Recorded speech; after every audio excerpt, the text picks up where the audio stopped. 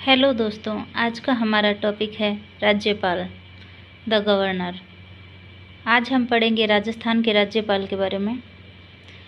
इससे पहले हम राजस्थान के राज्यपाल से संबंधित जो संविधान में अनुच्छेद है उनके बारे में पढ़ेंगे। तो ये जो राज्यपाल है ये राज्य कार्यपालिका का ही एक भाग है और ये संविधान के भाग 6 में अनुच्छेद 153 से 167 तक दिया गया है। राज्य के कार्यपालिका के अंतर्गत राज्यपाल, राज्य मंत्रिपरिषद, मुख्यमंत्री और राज्य महाधिवक्ता शामिल होते हैं। राजस्थान में देशी रियासतों के एकीकरण के बाद 30 मार्च 1949 को राज प्रमुख एवं महाराज प्रमुख का पद सृजित किया गया था। राजस्थान में राज प्रमुख पद को 1 नवंबर 1956 को 7वें संविधान संशोधन अधिनियम 1956 द्वारा समाप्त कर राज्यपाल पद का सृजन किया गया था। 7वें संविधान संशोधन में ही लिखा गया है कि एक राज्यपाल को 2 या 2 से अधिक राज्यों का राज्यपाल बनाया जा सकेगा। नियुक्ति, अनुच्छेद 155 में राज्यपाल की नियुक्ति दी गई है। देखो, इसको ऐसे याद करो, 5-5 यानी पंच चाहिए किसका? राज्य का। तो नियुक्ति करो भाई राज्यपाल की। अब हम पढ़ेंगे आगे। अनुच्छेद 156 है, तो 56 में क्या है कि राष्ट्रपति के प्रसाद पर्यंत कार्य करता है, यानी कार्यकाल है। तो 56 में कार्यकाल ऐसे याद कर लो। 56 में ही देखो राष्ट्रपति का कार्यकाल है और 56 में ही राज्यपाल का कार्यकाल है, मैंने ऐसे याद कर रखा है। और अनुच्छेद पंच यानी 55 में राज्यपाल चाहिए, एक पंच चाहिए राज्य का। ऐसे करके आप इन दोनों को याद कर सकते हो। अनुच्छेद 155 राज्यपाल की नियुक्ति, अनुच्छेद 156 राज्यपाल का कार्यकाल।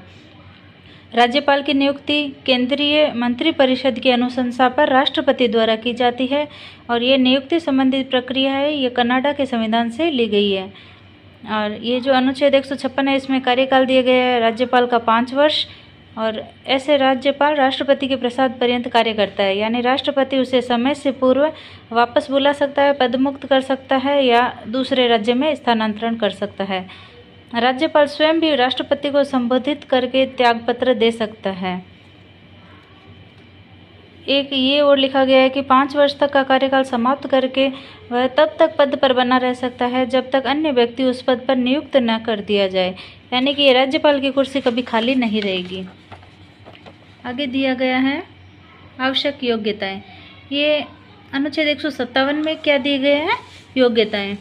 तो राज्यपाल के पद पर नियुक्ति के लिए आवश्यक है कि वह व्यक्ति भारत का नागरिक हो और 35 वर्ष की आयु पूर्ण कर चुका हो। याद रखना कि ये योग्यता है। आगे दिए गए शपथ। राज्यपाल की शपथ राज्य के उच्च न्यायालय के मुख्य न्यायाधीश अथवा उसकी अनुपस्थिति में राज्य के उच्च न्यायालय के वरिष्ठतम न्यायाधीश द्वारा दिलाई जाती है। राज्यपाल द्वारा संविधान के संरक्षण, जन कल्याण व सेवा की शपथ ली जाती है। राज्यपाल प्लस राष्ट्रपति इन दोनों की शपथ में देखो ये क्वेश्चन भी आया हुआ है कि ये इनकी शपथ में कौन कौन से शब्द होते हैं। तो परिरक्षण, संरक्षण, प्रतिरक्षण। मैंने जब फर्स्ट टाइम एग्जाम दिया था तो मुझे भी ये नहीं पता था, तो इन तीनों का ये क्रम है, परिरक्षण, संरक्षण, प्रतिरक्षण। ये आया हुआ क्वेश्चन है। वेतन, राज्यपाल को 3.5 लाख रुपए मासिक वेतन दिया जाता है 2017 के बाद। अब ये तो थी राजस्थान के राज्यपाल के बारे में बेसिक जानकारी। अब हम पढ़ेंगे इनके संवैधानिक प्रावधान, यानी सारे राज्यपाल से संबंधित अनुच्छेद। तो अनुच्छेद 153, इसमें लिखा गया है कि प्रत्येक राज्य के लिए एक राज्यपाल होगा। एक ही व्यक्ति को 2 या 2 से अधिक राज्यों के लिए राज्यपाल नियुक्त किया जा सकता है, ये 7वें संविधान संशोधन के अनुसार है। अनुच्छेद 154, इसमें लिखा हुआ है कि राज्य की कार्यपालिका शक्ति राज्यपाल में निहित होगी। मैं जो इम्पोर्टेंट लाइन है बस वही पढ़ के सुना रही हूँ। अनुच्छेद 155, इसमें लिखा हुआ है राज्य के राज्यपाल को राष्ट्रपति अपने हस्ताक्षर और मुद्रा सहित अधिपत्र द्वारा नियुक्त करेगा, यानी अनुच्छेद 155 में नियुक्ति। अनुच्छेद 156 में कार्यकाल। तो कार्यकाल है वैसे तो राष्ट्रपति के प्रसाद पर्यंत और वैसे 5 वर्ष तक।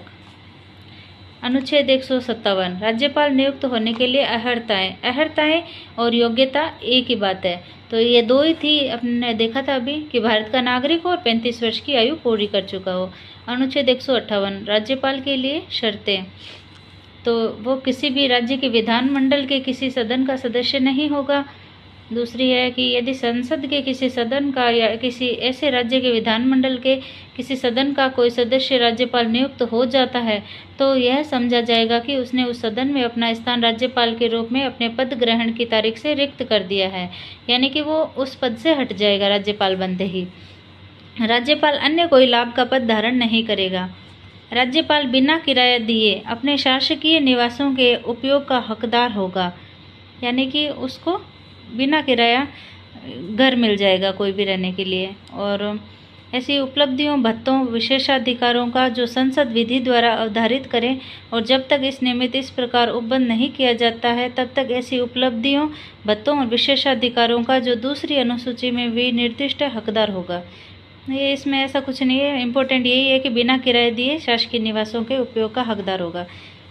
और यहाँ दिया हुआ है 7वें संविधान संशोधन 1956 के द्वारा ये भी लाइन जोड़ी गई है 3 क के तहत। ये देखो अनुच्छेद 158 है ना, इसी में अनुच्छेद 158 1, अनुच्छेद 158 2, 3 और 3 क। इसमें 3 क में लिखा हुआ है एक ही व्यक्ति को 2 या 2 से अधिक राज्यों का राज्यपाल नियुक्त किया जाता है। तो इसका अनुच्छेद स्पेशली पूछे तो ये 158 3 क में है। राज्यपाल को संदेह, उपलब्धियां और भत्ते उन राज्यों के बीच ऐसे अनुपात में आवंटित किए जाएंगे जो राष्ट्रपति आदेश द्वारा अवधारित करे। जब 2 राज्यों का एक ही राज्यपाल हो तो वेतन कौन सा राज्य देगा ये भी राष्ट्रपति निर्धारित करेगा। राज्यपाल की उपलब्धियां और भत्ते उसकी पदावधि के दौरान कम नहीं किए जाएंगे, यानी अगर एक बार फिक्स हो गया कि इसको 3.5 लाख रुपये वेतन मिलेगा तो उसके कार्यकाल के अनुसार उस टाइम तो ये कम नहीं होगा। अब देखिए अनुच्छेद 159 राज्यपाल द्वारा शपथ या प्रतिज्ञान। ये उच्च न्यायालय के मुख्य न्यायमूर्ति के सामने या उसकी अनुपस्थिति में उस न्यायालय के उपलब्ध ज्येष्ठतम न्यायाधीश के समक्ष वो शपथ लेगा।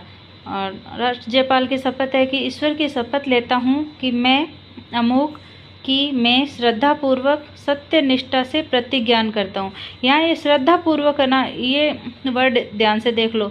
यहाँ एक बार मैंने एग्ज़ाम दिया था उसमें लिखा हुआ था सत्य निष्ठापूर्वक, श्रद्धापूर्वक, और एक है कि निष्ठापूर्वक, ऐसे करके वो कंफ्यूज करता है। तो यहाँ पे सही आंसर होगा श्रद्धापूर्वक। और ये देखो ये नाम है परिरक्षण, संरक्षण और प्रतिरक्षण करूँगा संविधान का और जनता की सेवा और कल्याण में निरत रहूँगा।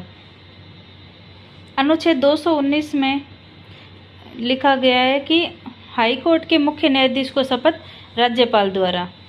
और यहाँ पे देखो अनुच्छेद 159 में लिखा है कि राज्यपाल को शपथ उच्च न्यायालय के मुख्य न्यायाधीश द्वारा, यानी ये एक दूसरे को शपथ दिलवाते हैं।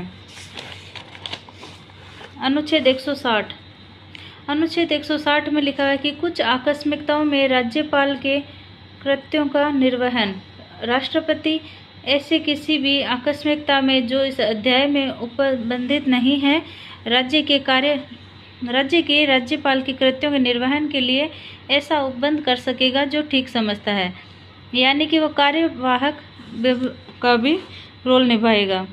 अनुच्छेद 161 क्षमा आदि की कुछ मामलों में दंडादेश के निलंबन, परिहार या लघुकरण की राज्यपाल की शक्ति, यानी किसी व्यक्ति के दंड को क्षमा, उसका प्रविलंबन, विराम या परिहार करने की अथवा दंडादेश में निलंबन, परिहार या लघुकरण की शक्ति होगी। ये देखो राष्ट्रपति को भी ऐसी एक पावर है कि वो क्षमा दान की शक्ति है, और ऐसी राज्यपाल को भी दी गई है। लेकिन राज्यपाल फांसी की सज़ा नहीं टाल सकता है और राष्ट्रपति फांसी की सज़ा टाल सकता है, बाकी तो ये सेम ही है। अनुच्छेद 162 राज्य की कार्यपालिका शक्ति का विस्तार, ये बस इतना याद रख लो। अनुच्छेद 162 में राज्य की कार्यपालिका शक्ति का विस्तार। शक्तियां व कार्य ये 2 प्रकार के हैं। मुख्यमंत्री व मंत्रिपरिषद के परामर्श व सहायता से प्रयुक्त शक्तियां, स्वविवेक के आधार पर प्रयुक्त शक्तियां। अब इन दोनों को अपन अलग से पढ़ेंगे। तो पहले हम पढ़ते हैं मुख्यमंत्री व मंत्रिपरिषद के परामर्श से प्रयुक्त शक्तियां, तो कार्यपालिका शक्ति। अनुच्छेद 154 में लिखा है कि राज्य की कार्यपालिका शक्ति राज्यपाल में निहित होगी। यहाँ लिखा है कि राज्य के समस्त कार्य राज्यपाल के नाम से किए जाते हैं। तो ये देखो ये इंपॉर्टेंट क्वेश्चन बनता है कि राज्य के समस्त कार्य किसके नाम से किए जाते हैं, तो राज्यपाल के नाम से। राज्यपाल, यहाँ 2 क्वेश्चन देखो लिखे हुए हैं कि मंत्रियों में विभागों का बंटवारा कौन करता है, तो मुख्यमंत्री करते हैं। और मंत्रियों में कार्य आवंटन के नियम कौन बनाता है? तो राज्यपाल बनाता है। राज्यपाल राज्य में राष्ट्रपति शासन की सिफारिश करता है, मुख्यमंत्री की नियुक्ति करता है, मुख्यमंत्री की सलाह पर मंत्रिपरिषद के सदस्यों की नियुक्ति करता है। और यहाँ दिया हुआ है राज्य के महाधिवक्ता की नियुक्ति करता है, उसका पारिश्रमिक यानी वेतन तय करता है, आरपीएससी के अध्यक्ष और सदस्य की नियुक्ति भी करता है, हाईकोर्ट के न्यायाधीशों की नियुक्ति के मामले में राष्ट्रपति को सलाह देता है। यानी कि हाईकोर्ट के न्यायाधीश की नियुक्ति राज्यपाल नहीं करता है, राष्ट्रपति करता है, लेकिन ये सलाह देता है। राज्य चुनाव आयोग के अध्यक्ष और सदस्यों की नियुक्ति करता है, राज्य वित्त आयोग के अध्यक्ष और सदस्यों की नियुक्ति करता है, जिला न्यायालयों के मुख्य न्यायाधीशों की नियुक्ति भी करता है। राज्यपाल मुख्यमंत्री की सलाह से मंत्रियों के विभाग का वितरण करता है, शपथ दिलाता है, त्यागपत्र स्वीकार करता है और उन्हें पदच्युत भी कर सकता है। अनुच्छेद 167 में लिखा है कि प्रत्येक राज्य के मुख्यमंत्री का यह कर्तव्य होगा कि वह राज्य के कार्यों के प्रशासन संबंधी तथा मंत्रिपरिषद के निर्णयों की सूचना राज्यपाल को दे। लोकायुक्त एवं उप लोकायुक्त की नियुक्ति भी राज्यपाल ही करता है। राज्य सूचना आयोग के अध्यक्ष और सदस्यों की नियुक्ति करता है, राज्य मानवाधिकार आयोग के अध्यक्ष और सदस्यों की नियुक्ति करता है, राज्य बाल अधिकार संरक्षण आयोग के अध्यक्ष और सदस्यों की नियुक्ति भी करता है, राज्य महिला आयोग के अध्यक्ष और सदस्यों की नियुक्ति भी करता है। राज्यपाल राजस्थान रेड क्रॉस सोसाइटी व पश्चिम क्षेत्र सांस्कृतिक केंद्र का अध्यक्ष होता है, यानी इनकी नियुक्ति नहीं करता है, ये इसका अध्यक्ष होता है, ये याद रखना। राज्यपाल राज्य सरकार द्वारा पोषित विश्वविद्यालयों का कुलाधिपति होता है। राज्यपाल राज्य विश्वविद्यालयों के कुलपतियों की भी नियुक्ति करता है। राज्यपाल राजस्थान स्काउट एंड गाइड का संरक्षक होता है। राज्यपाल राजस्थान राज्य सैनिक बोर्ड का सभापति होता है। राज्यपाल पूर्व सैनिकों के लाभ के लिए एकीकृत निधि की प्रबंध समिति का सभापति होता है। ये थी राज्यपाल की कार्यपालिका शक्तियाँ। अब हम पढ़ेंगे राज्यपाल की विधायी शक्तियाँ। विधायी शक्तियों में सबसे पहले है कि वह विधानसभा का अधिवेशन बुला सकता है, सत्रावसान कर सकता है, राज्य विधानसभा को भंग कर सकता है, दोनों सदनों को अलग अलग या संयुक्त रूप से संबोधित कर सकता है, विधानसभा में विचार के लिए अपना संदेश भेज सकता है, विशेष अभिभाषण प्रत्येक आम चुनाव के बाद प्रथम सत्र में प्रत्येक वर्ष के प्रथम सत्र में दिया जाता है। ये जो विशेष अभिभाषण है ये राज्यपाल देता है राज्य विधानसभा में, जब नई विधानसभा बनती है तब। अब आगे है कि विधानसभा द्वारा पारित विधेयक तभी कानून का रूप धारण कर सकता है जब राज्यपाल उस पर हस्ताक्षर करता है। राज्यपाल चाहे तो हस्ताक्षर के लिए आए विधेयक पर सहमति दे सकता है या विधानसभा में विचारार्थ पुनः वापस भेज सकता है। अब हम पढ़ेंगे राज्यपाल की वित्तीय शक्तियाँ। वित्तीय विधेयक या धन विधेयक यही की बात है।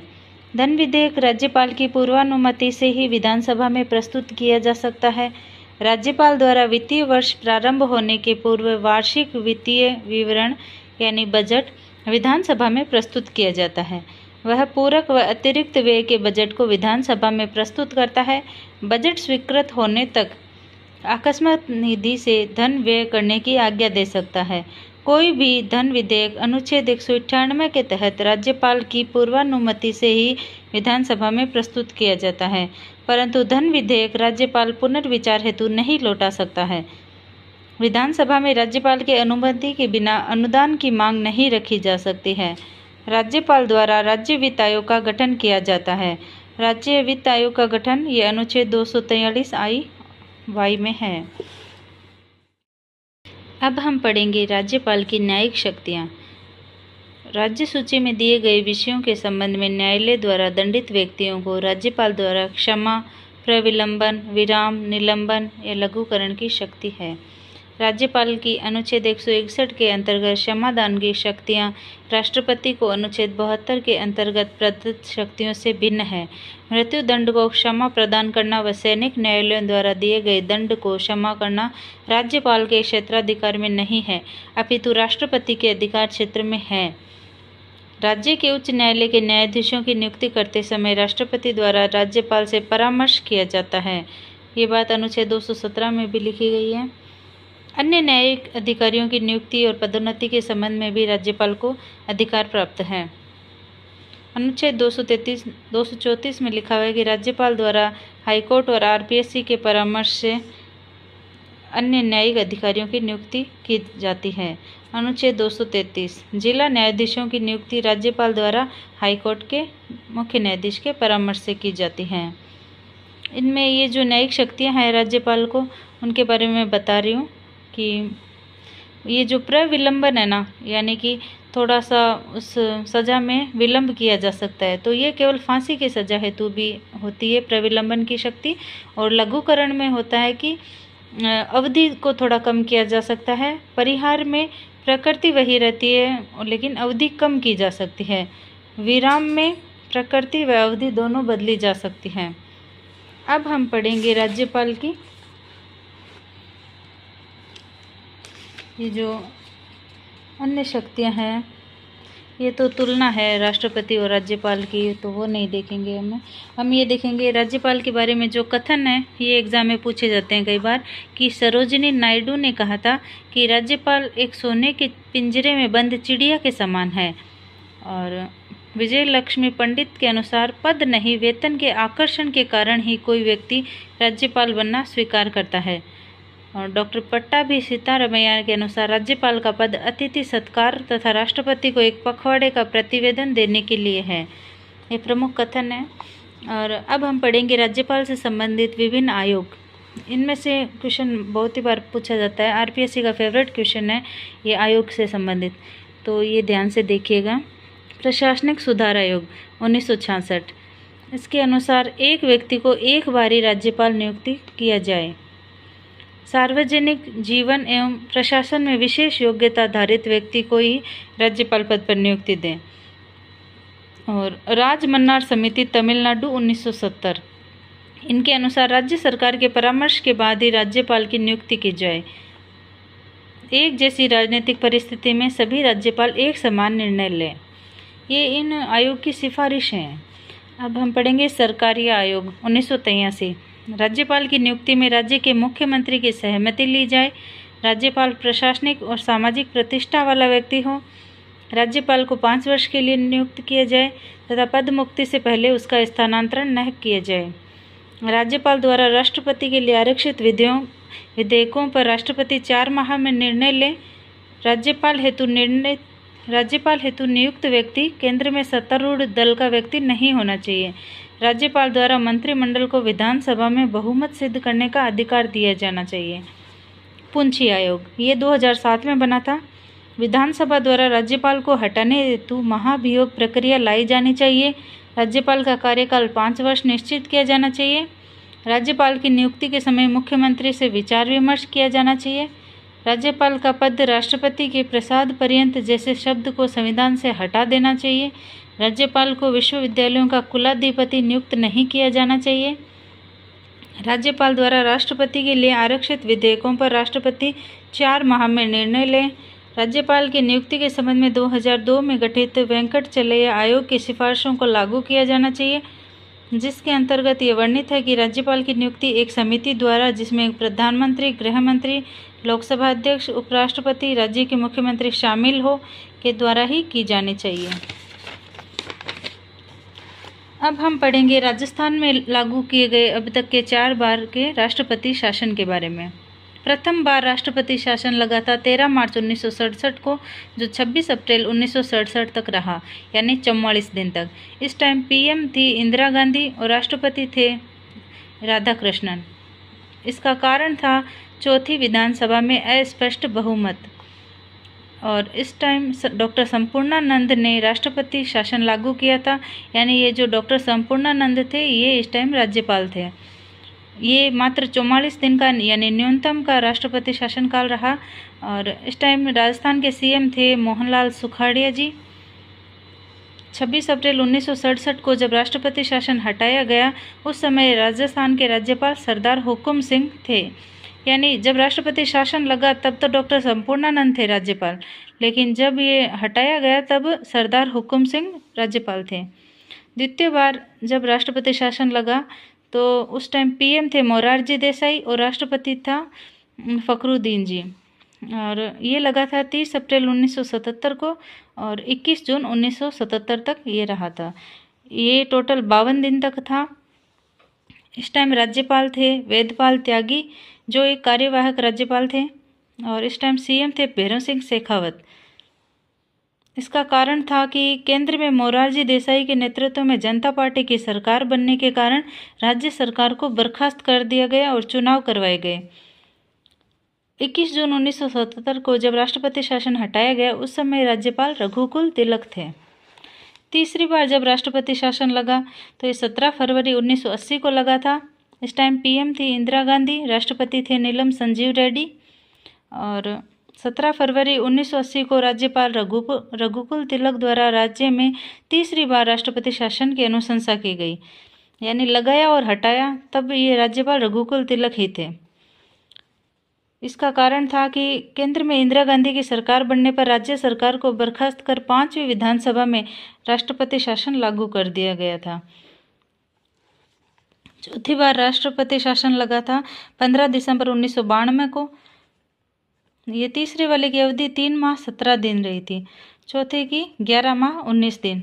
चौथी बार राष्ट्रपति शासन 15 दिसंबर 1992 को लगा।